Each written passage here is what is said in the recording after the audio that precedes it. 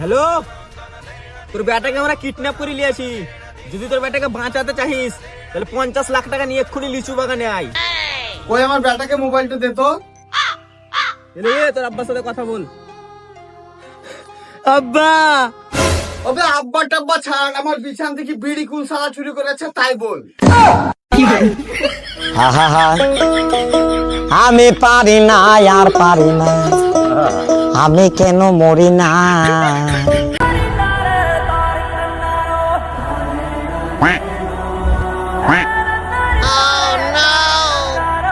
হায় রে বোকাচোদা বেটা, এই আদম ফেরেস্তার মতন শরীর নিয়ে বসি না থেকে আয় সাঁতে পিঠে একটু সরষাটা কেটিলে।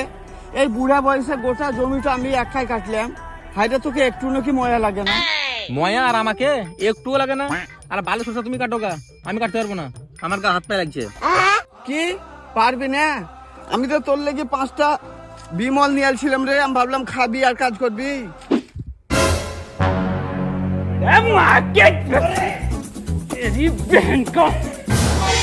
শুধু শুধু এত কষ্ট হচ্ছে একাই। চোরের বাচ্চা বিমলের সাথে আগে বলতে কাঁড়া ডাকলো।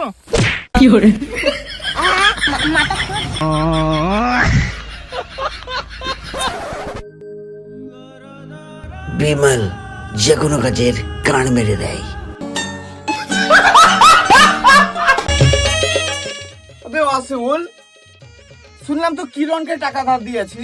বুঝে ভাই, আবে তো কিরণকে টাকা ধার দিয়েছি, ওই যা ছ্যাঁচড়া ছেলে। যদি তোকে টাকা ফেরত দেয় তো আমার মুখে মুতি পালিন যাস। ভাই তো টাকা